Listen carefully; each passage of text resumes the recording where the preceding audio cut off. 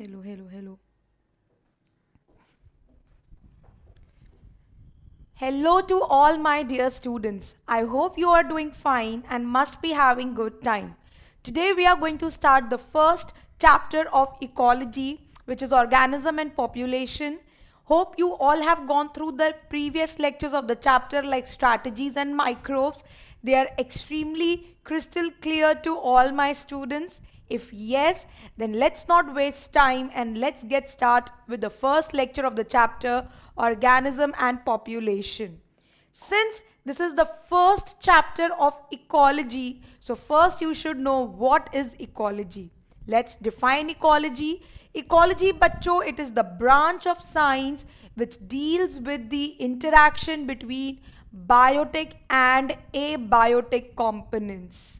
Right? It is basically how will you define ecology? Let's write the definition first.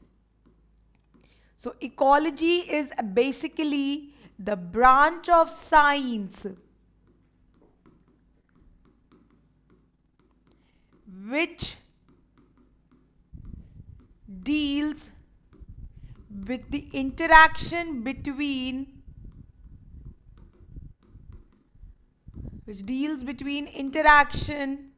of biotic and abiotic component.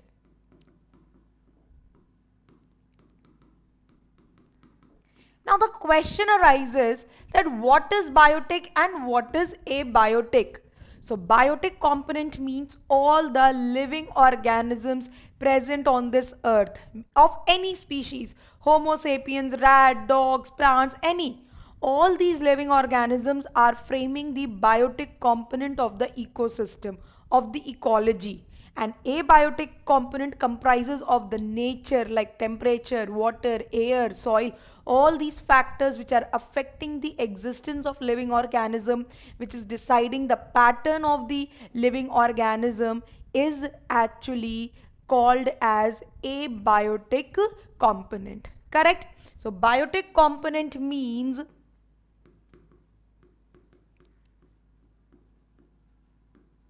now what is biotic component, beta? Biotic component simply means all the living organisms. All the living organisms of earth. Whereas abiotic component means all the components which are related to nature like water, availability of water, light, temperature, air, soil, and so many.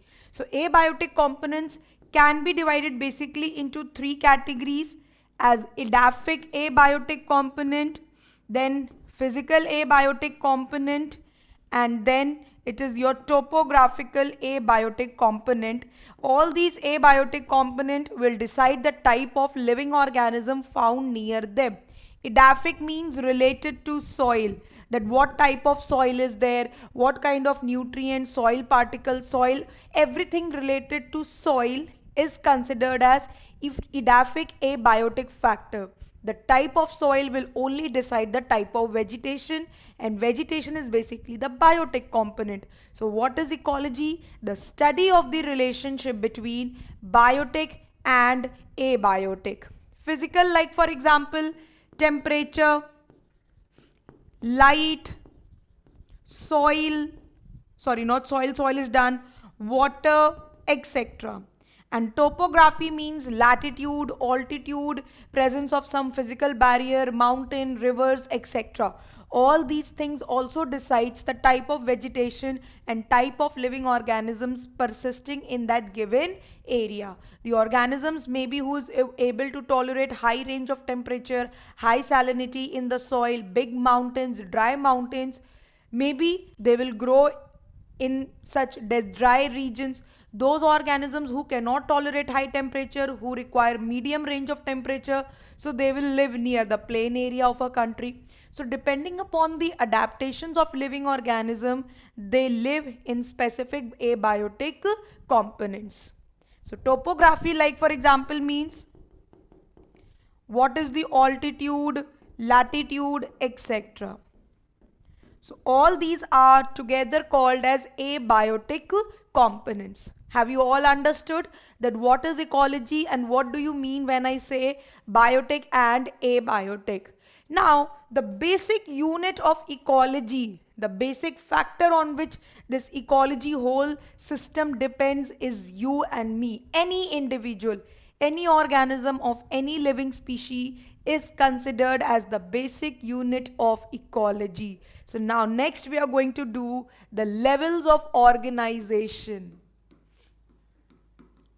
Levels of organization in ecology. Of ecology. Rather than in, write of. Now, number one is organism. Organism is the basic unit of ecology, any individual. So the ecology, the concept of ecology starts from an individual. So an individual is the basic unit. Different individuals, different organisms who are capable of interbreeding, who are living in a given area at a specific time forms population. So next level of organization after organism is population. How will you define population? Group of organisms capable of interbreeding. Group of organism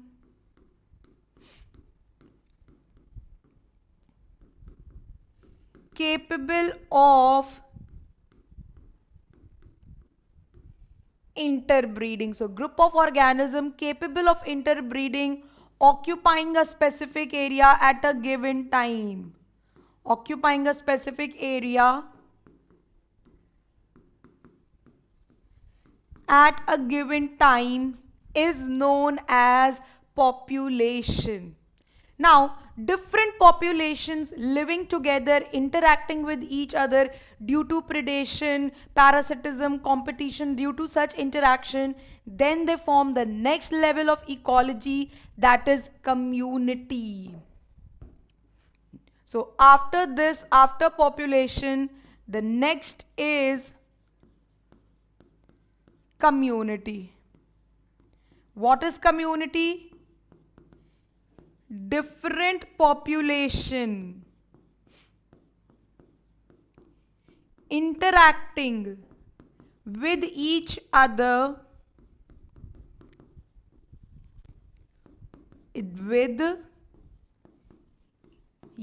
with each other through certain interactions like predation, parasitism, all is there in your syllabus.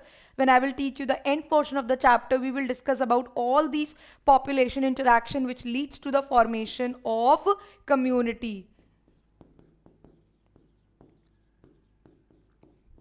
With the help of concepts like predation, parasitism, etc., competition, etc. I'll tell you. Now, community, different communities which interact with each other due to energy flow, productivity, nutrient cycling forms the next level of organization called ecosystem. Now, next is ecosystem. The next chapter after this is actually on your ecosystem. So, what is ecosystem? Different community interdependent on each other. Different communities interdependent on each other. Different communities interdependent on each other due to energy flow, nutrient cycling, etc.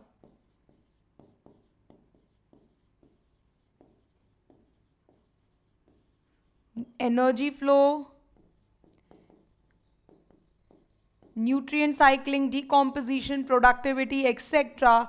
forms your ecosystem. Now, ecosystem leads to landscape, then biome, and then ultimately biosphere. Biosphere means it is one of the realm of the earth which comprises of all the biotic components, all organisms without any exception. So let me add a page first. Now just see. So after ecosystem, next is landscape.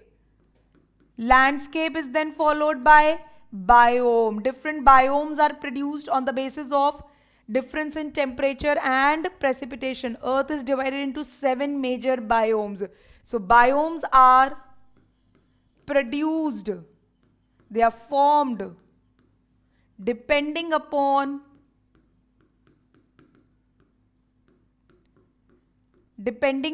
the range of temperature and precipitation. The range of temperature and precipitation. Correct? So similarly, like this, earth is divided into 7 biomes. Like for example, desert, tundra, grassland, temperate, tropical, conifer. Right? So these are the different biomes on which the earth, in which earth is divided, which depends upon the range of temperature and precipitation. कि कहाँ ज़्यादा बारिश हो रही है, कहाँ rainfall, कहाँ snowfall है, where temperature is high, where temperature is low, and accordingly the vegetation is decided, and then like this the earth can be divided into different biomes. Ultimately, all these 7 biomes together make the realm of the earth, the living realm of the earth, which is known as biosphere. There are 4 realms of the earth, one of which is biosphere. The other 3 are hydrosphere, atmosphere, and lithosphere. Correct? Have you all understood the levels of organization in ecology, starting from organism till biosphere? Now, in this chapter, you are going to what is the name of the chapter? The name of the chapter is beta organism and population. So basically, in this chapter, we are going to cover about the first 2 units of ecology, including the third also. So basically, in this chapter, you will study about the first 3 levels, and the next chapter is about the 4th level. Clear? So here we are going to discuss about organismic level ecology and population community level of ecology. Chalo. So without wasting time, let's start. Now, before we start with all the abiotic components and then we jump into organism and population concept, I just want to share some extra information which will help you to understand different abiotic factors and how the biotic components are related to them. You know, beta, your earth is slightly tilted on the axis. Correct?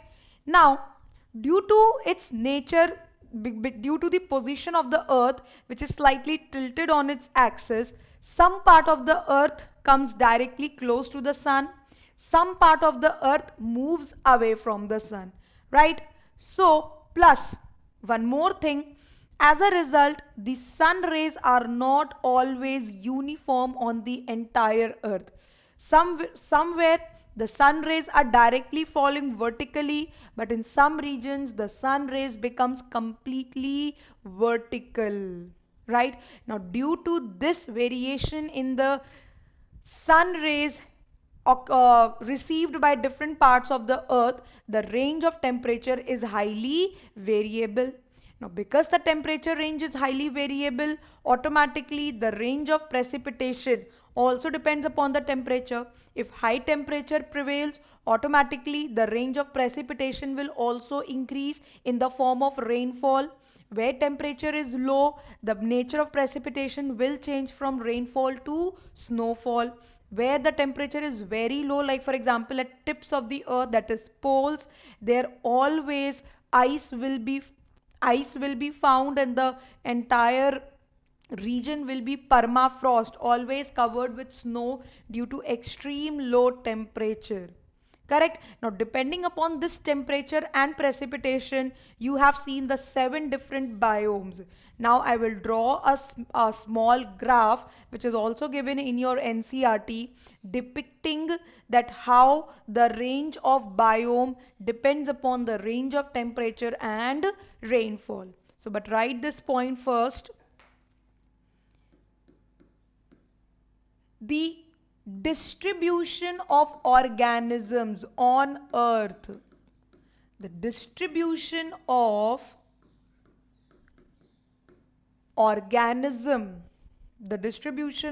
organism on earth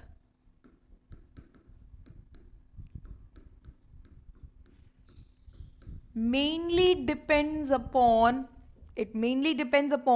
two factors, that is temperature and precipitation. This is not uniform. Now, these two factors, they are not uniform on the entire earth. The reason is the earth is tilted on its axis and it keeps on revolving also around the sun. So some part is receiving more sunlight and some part is receiving lesser sunlight. So next point is, these two factors are not uniform throughout the earth, are not uniform on the entire earth. They are not uniform throughout the earth. As a result, why? Because number 1 point, first, earth is पहली बात तो tilted on its axis, right? And second reason associated with it is it also revolves around the sun. So because the position of the earth is not constant, it keeps on revolving. Now the part which comes closer to the sun receives more temperature, or that high temperature, due to high temperature more rainfall. The portion which goes away from the sun, automatically low temperature. Low temperature means precipitation nature will change from rainfall to snowfall. It also revolves around the sun. So now just see, suppose this is my sun, correct? And this is the tilted portion of the earth.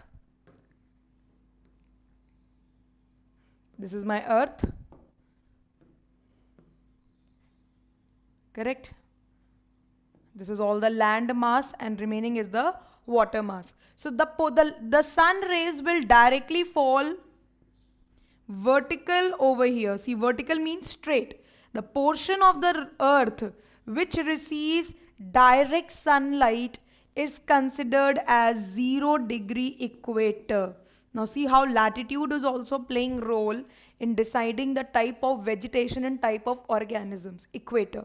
Now as you keep on moving away from the sun, as the sun rays become slightly slanting, देखो धीरे धीरे sun rays have become slanting ना. So now this is called as North Pole. The lower portion will be South Pole. North Pole is at 90-degree latitude and South Pole is also 90-degree of latitude. Correct? Now you see, as you go from the equator to the pole, the sun rays are becoming slanting. Due to the slanting nature of the sun rays, the temperature will be maximum at equator, and as you go upward, the temperature will fall. Same is with here. As you go downward, see, now sun rays will become slanting, because of which the temperature will fall. More the latitude, from 0 to 90 north or 0 to 90 degrees south, temperature will fall, and the only reason is that earth is tilted on its axis and it revolves around the sun. So the maximum portion which receives the heat is the center, and minimum portion which receives the heat of the sun is the poles. And accordingly the temperature is there, and according to temperature automatically the range of precipitation is also decided. Have you all understood this page, what I meant to explain? If yes, then now I'll draw a chart, or basically a graph, which is also given in your NCERT and is of very importance. Now this is a graph where x-axis will tell you about annual precipitation. Here we will mark the different biomes. I'll not draw the entire diagram on my screen. It is just to explain you that how biomes are decided on the basis of precipitation and temperature.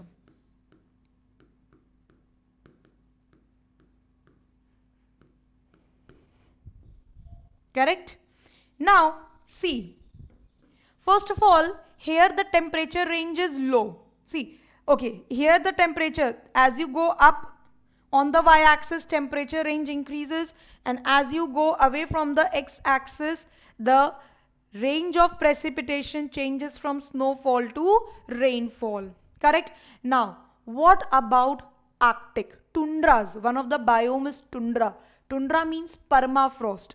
Those areas which receives very less sunlight and all their precipitation is in the form of snow. So definitely their position will be very close to the origin, here only. Why? Because this means low temperature and very low precipitation, that too in the form of snowfall. So this is Arctic biome. How easily you can tell why I just wrote that this is Arctic biome? Because I knew that in Arctic biome temperature is very low, because of which precipitation is also mainly in the form of snowfall. So automatically I drew my Arctic tundra near the origin, where temperature and precipitation both are low. Now just opposite to Arctic is desert, where temperature is extremely high and precipitation is very nil. No rainfall, no snowfall. Correct? So that means it will be straight upward somewhere here. Temperature very high but very poor precipitation. That this does not mean that precipitation is in term of snowfall. No. Completely high temperature and no precipitation or very less precipitation. So this biome is automatically desert. Right? Next is tropical. Tropical means the region which is slightly away from the equator, where sun rays are also perfect, not very high temperature or nor very low temperature, perfect sun rays. Almost high temperature prevails, because of which range of precipitation is in the form of rainfall and heavy rainfall. So tell me now, how will I draw tropical? Like this. See, the temperature will also be high. See, temperature is also high and precipitation range is also, see how much variable, and almost telling you that precipitation is also high. So this is about your tropicals. So this is also one of the biome. This is desert biome, Arctic biome, tropical biome. One is conifers. Conifers also, plus you have some grasslands and everything. This diagram I have explained you with respect to 3 biomes. Yes, you have to do this diagram from your NCERT. I hope you all will do, and you all will be able to understand that what is the basic concept of biome, which depends upon the type of rainfall and type of precipitation. So basically all these abiotic components, in short, what is the purpose of drawing this chart? The purpose of drawing this chart is to make you feel, to make you realize that the type of vegetation, the type of organisms, the type of biotic component is highly decided, is highly dependent upon the type of abiotic components prevailing in that area. And this interaction is ecology. So now we are going to start the main part of the chapter, where we will discuss about the abiotic factors first, and then we will see that how these abiotic factors are affecting the biotic community. The most relevant and important abiotic factor is temperature. So first point you're going to write is, beta, it is the most relevant factor. It is the most important abiotic factor. Second, temperature is, yes, of course, a very important abiotic factor, which also depends upon the type of latitude. Suppose, for example, the organisms are found near the equator, direct sun, 0 degree latitude, and 0 degree latitude means direct sun rays. Direct sun rays means high temperature. Now as you move away from the latitude from 0 to 90, you have seen sun rays become slanting, and yes, the temperature keeps on decreasing. So the next point you're going to write over here is, temperature is directly, or you can say more the latitude, lesser is the temperature. So you can say inversely proportional to latitude, which means what? Which means more the latitude,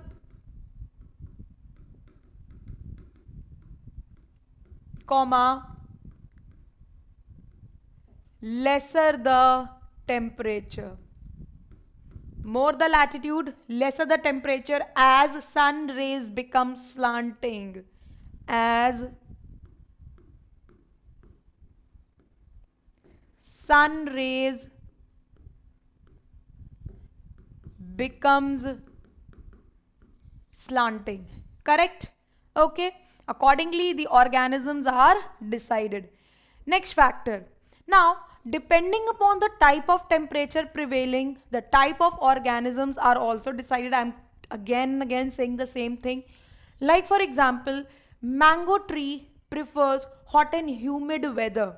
So it is very easy to grow in countries like India, where tropical environment is existing, high temperature, high rainfall. Is it possible to grow mango tree in Germany and Canada, where it's extremely low temperature and precipitation also mainly in the form of snowfall? No.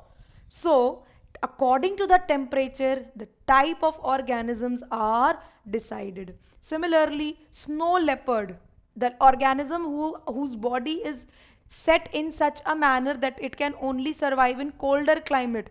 Can it live in your jungles? Can it live in Kerala forest? No. So the type of temperature decides the type of organism prevailing in a given area. So next point is, the range of temperature plays an important role in deciding the type of organisms prevailing. The type of organism prevailing. So you can see that organisms existence, हर इंसान की existence वहाँ के temperature और precipitation पे depend कर रही है. If you are living in India, then your body is adjusted. The amount of melanin is according to the sun rays. If you would have been African, more the amount of pigmentation would have been there in your skin. If you would have been an American, lesser the pigmentation. So the nature of organism, the type of organism, it all depends upon the conditions prevailing in that area. Correct? Like for example, number 1 point, it is given in NCERT. That's why I am mentioning over here. Mango tree cannot grow beyond or cannot grow in Canada or Germany. Second, snow leopard cannot be found in Kerala forest. Automatically it's well understood. Snow leopards cannot be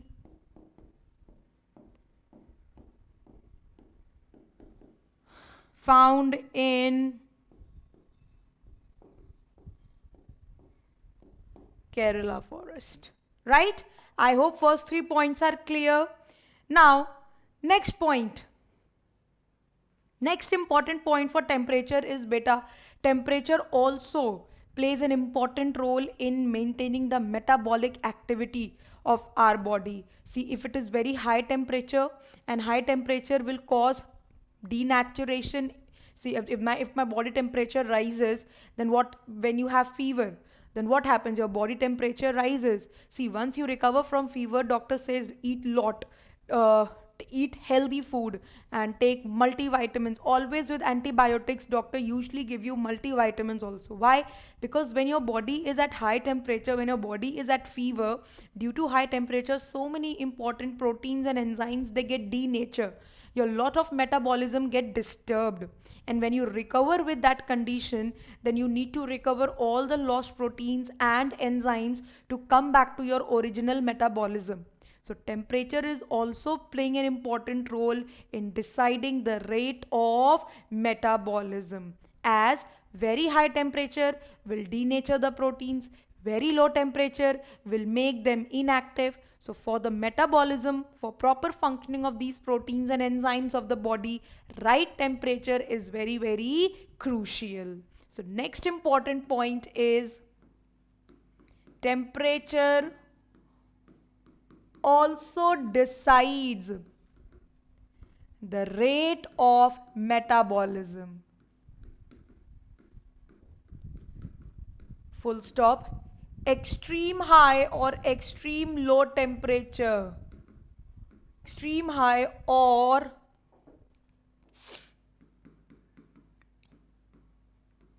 extreme low temperature affects the growth of an individual. It affects the metabolism, right? Now, depending upon the range of tolerance, beta, there are two type of organisms: eurythermal, stenothermal. Those organisms who can tolerate wide range of temperature, who can live in extreme high, extreme low temperature, are called as eurythermals. Those organisms who are restricted to narrow range of temperature, like snow leopard, can only be found in colder regions, then they are called as stenothermal. So next important point is, on the basis of range of tolerance, beta, there are two type of organism. Number one is eurythermal and second is steno. Steno itself means narrow. So those organisms who can tolerate narrow range of temperature, beta, they are called as stenothermal, and those organisms who can tolerate wider range of temperature are called as eurythermal, right? I hope you all have understood the first and the most important ecological factor. Now second is water. After temperature, water plays an important role. It is the second most important factor. In fact, life originated in water. Plants came from algae. They originated from water. Animals, they came from water. But automatically people in the organism thought that life in water is not very good.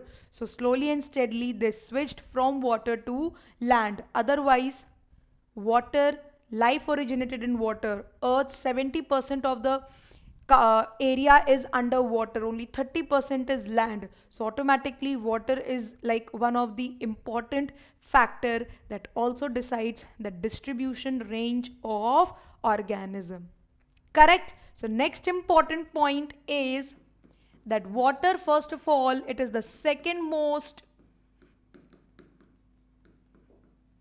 important ecological factor. So it is the second most important ecological factor. Next point. Life originated in water. So see, it is so important. Life originated in water.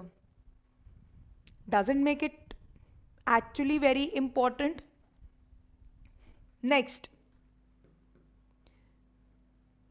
Earth's 70% of the area, 70% of the area is covered by water.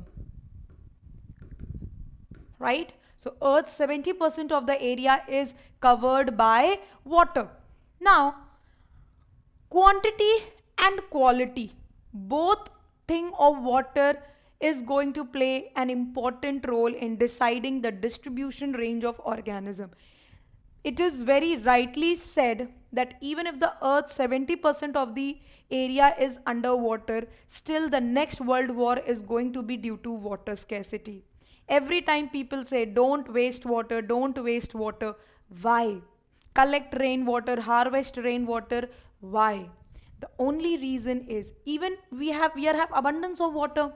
Everywhere you go and check the ocean, oceans are so wide, even they are wider than your land area.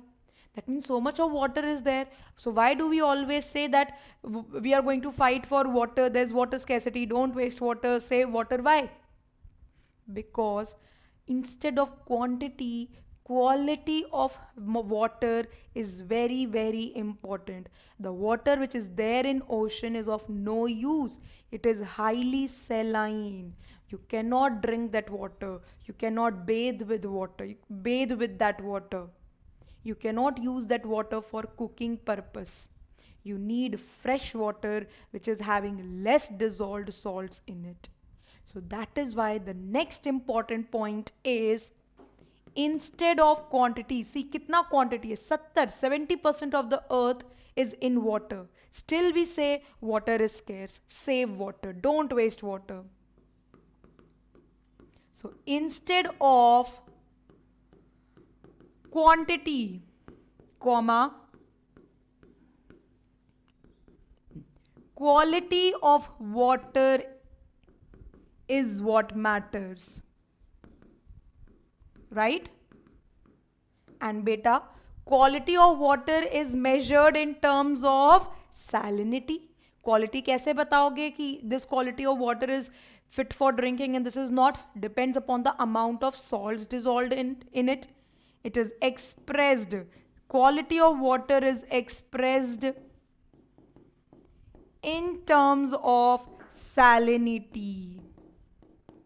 That is measured in terms of PPT, parts per thousand. Clear? Now there are three ranges. Number one is for drinking, the water which is fit for drinking, called as inland water of river, pond, which is edible, which you can drink, should have salinity less than 5%. This is for inland water. Ocean water, which is considered as unfit for drinking, highly saline, is having nearly 35 ppt, 35% salinity. And some water which are highly saline, called as lagoons, they can have salinity even more than 100%. Such water is considered as dead water. You must have heard about Dead Sea. Why that Dead Sea is called as dead? Because nobody can survive in that water, as it is so saline. This high level of salts dissolved in it that no organism can survive inside it. So some are having salinity more than 100%. Such are called as hypersaline lagoons. Right? So quality is what important, not the quantity of water. Now, similarly, as you did for temperature, same we are going to do for water as well, that is range of tolerance. So, on the basis of range of tolerance beta, again we have two categories. One is urihalline and second is stenohaline. Uri again means wide. So those organisms who can survive in both hypotonic and hypertonic conditions, that means who can tolerate wide range of salinity, can tolerate wide range of salinity, are called as urihalines, whereas stenohalines are those organisms who can tolerate narrow range of salinity. So they can tolerate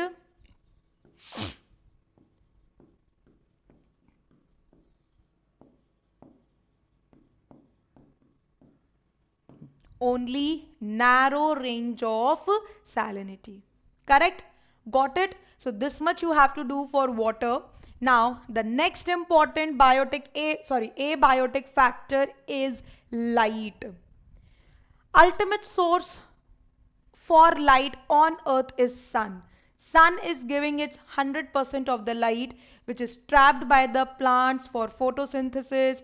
Not only for photosynthesis, beta plants also require light for flowering and for their sexual needs also. Similarly, even some seasonal breeders, some animals, their sexual capacity also depends upon the range of light available. Our skin pigmentation is also dependent upon the light availability. Plant movement, phototropism, positive phototropism, negative phototropism, plant movement also depends upon the light availability. So light is also a very important ecological factor after temperature and water.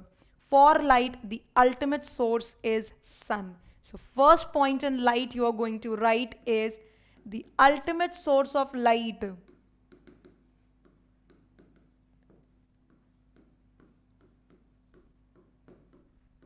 The ultimate source of light is sun. Correct? Sun is emitting its 100% of the light. Now, some areas of the earth where sunlight cannot reach is deep sea oceans, deep hydrothermal vents. बिल्कुल समुंदर के अंदर चले जाओगे वहां sun rays नहीं पहुंच पाती. There all the time it is completely dark. There is no source of energy, light energy for deep sea oceans. So what you're going to write over here, except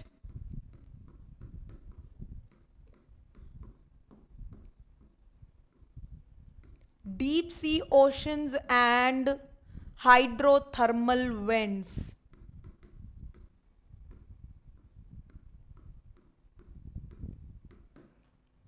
Correct? Second point. Plants, the autotrophs, depends upon light for so many things. Depends upon light for very important photosynthesis, of course. Apart from photosynthesis, for flowering also, you must have heard, you must have learnt in chapter plant growth and development, photoperiodism. Plant flowering depends upon the availability of light. Right amount of light activates phytochrome in the leaves of the plant.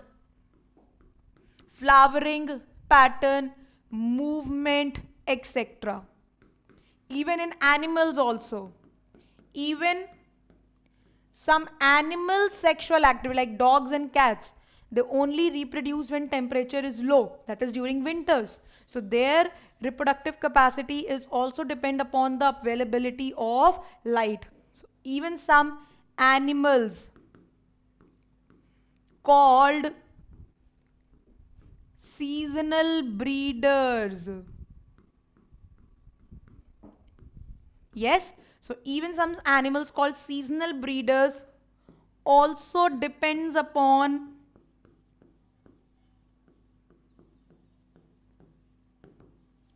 light for sexual reproduction. Correct? Etc. Yes or no? Now, depending upon the amount of light required by the plant, there are two types of plants, heliophytes and sheophytes. So next point you're going to write is, depending upon the light availability, beta, plant can be of two types, heliophytes and sheophytes. Correct? Helio means sun-loving, those plants who directly grow under sun. So plants who are sun-loving, who directly undergo sunlight is known as heliophytes. Now you must have seen some grasses and some herbs and shrubs which are growing under canopy. So they actually need diffused light. They do not want direct sunlight. In the direct sunlight, they will die. So such plants who grow in shade, who do not want direct sunlight for their work, are known as sheophytes. They are simply shade-loving plants. They grow under canopy, whereas heliophytes, they directly grow under sun. Understood all these points? Yes or no? Very good. Now, beta, if I discuss about the sunlight. So sunlight is made up of different components. If I talk about sunlight, then it is made up of so many different components like gamma ray, X-ray. You all are science students, you know this thing. X-ray, UV ray, visible spectrum, infrared ray. Correct? Of these different components of sunlight, only visible spectrum, which ranges between 400 to 700 nanometer, is of use. Correct? Now, UV spectrum. UV spectrum lies between 100 to 400 nanometer, and this is a very bad component of the sun which can cause so many disorders. It is basically one of the physical mutagen, both UV ray and X-ray. They are very harmful rays of the sun. They are very harmful components of the rays of the sun which can act as a potent physical mutagen. They can cause cancer and they can cause number of skin related disorders, itching, loss of pigmentation, and so many other problems are associated if you are in continuous exposure to X-ray and UV ray. Right? Yes or no? Have you all understood? So basically this visible component of the sun is actually of our use. Plants only use this component of the light for photosynthesis. This component means Vibgyor. The violet, indigo, blue, yeah, that is your rainbow. Only these colors are visible to us. We can only use these components of the sunlight. These infrared, UV ray, X-ray, gamma ray, they are of no use. Yes, instead of use, they can cause damage surely. Right? So you can see light is also such an important factor for both plant and animal. You cannot imagine your life without light. Somewhere light affects temperature. So you can write one more point, availability of light affects temperature. Of course, more sunlight, more temperature, less sunlight, no sunlight, low temperature, very low temperature. So basically light is somewhere deciding temperature, or you can use it vice versa also. I hope you all have understood the first three abiotic factors very well, that is temperature, light and water. Do just one thing, simply read it from your NCERT and make sure that you have understood each and every point. In our next class, we will start with some more abiotic factors, and see, questions are there on your screen. I hope you will solve them. If you have heard and listened to the lecture well, you will be able to solve them properly. Try to solve them, try to answer them, and yes, see you in the next class. Bye bye everyone, take care, thank you.